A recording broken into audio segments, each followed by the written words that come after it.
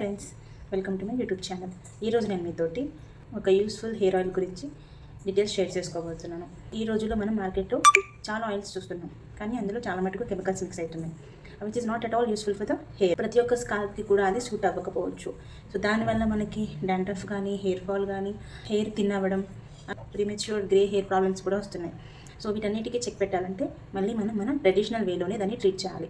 నేను ఈరోజు మీతో షేర్ చేసుకోబోయే వీడియో కూడా అదే. సో మనం traditional home made hair oil గురించి డిస్కస్ చేసుకుందాం. మోస్ట్లీ యూట్యూబ్లో వీడియోస్ చూస్తే వాళ్ళందరికీ ఐడియా ఉండి ఉండొచ్చు. సాయి ప్రసన్న గారిది హెయిర్ కూడా మీకు ఐడియా ఉండి ఉండొచ్చు. సో నేను సాయి ప్రసన్న గారిది వెయిట్ లాస్ పౌడర్ అని చెప్పి యూట్యూబ్లో చూసి నేను దాన్ని ప్రిపేర్ చేసుకుని 1 మంత్ తాగాను ఆల్రెడీ.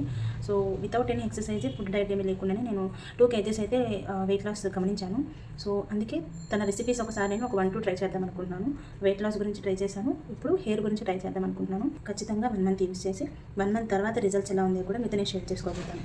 సో రిజల్ట్స్ మనం ఐడెంటిఫై చేయాలంటే బిఫోర్ ఆఫ్టర్ కావాలి కాబట్టి ఫస్ట్ హెయిర్ ఆయిల్ యూస్ చేయకంటే ముందే బిఫోర్ నా హెయిర్ ఎలా ఉందో చూపిస్తాను. మీరు చూడొచ్చు, ఈవెన్ దో నా హెయిర్ కొంచెం ఇప్పుడు లెంతీగా ఉన్నా కూడా చాలా న్యాచురల్గానే పెంచాలనుకుంటున్నాను, మెడికేషన్ ఏమీ లేకుండా.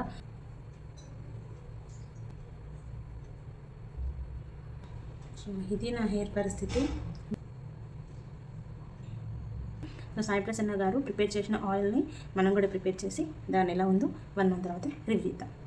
కోకోనట్ ఆయిల్ కొన్నదైనా పర్లేదు, ఒరిజినల్గా ప్రిపేర్ చేసిందైనా పర్లేదు. అందులో మనం మెంతి seeds, flax seeds, black kalonji and curry leaves use చేస్తాము. మెంతి సీడ్స్ వచ్చి హెయిర్ రూట్స్ని స్ట్రాంగ్గా చేస్తాయి, హెయిర్ ఫాల్ రెడ్యూస్ చేయడానికి. ఫ్లాక్స్ సీడ్స్ వచ్చి మన హెయిర్ని సాఫ్ట్గా, షైనీగా, హెల్తీగా మెయింటైన్ చేయడానికి హెల్ప్ చేస్తుంది. And black kalonji, curry leaves వచ్చి హెయిర్ థిక్నెస్ పెంచుతుంది, బ్లాక్గా అవడానికి ఆయిల్ యూజ్ అవుతుంది. సో దీన్ని మనం లైట్గా వామ్ చేసిన తర్వాత ఒక గాజు దాంట్లో తీసుకుని అందులో కర్పూరము, ఎల్లుల్లి వేసి స్ట్రెయిన్ చేసుకోండి. ఇది ఎప్పటివరకైనా మనం స్టోర్ చేసుకోవచ్చు, స్మెల్ ఉండదు, స్పాయిల్ కూడా అవ్వదు.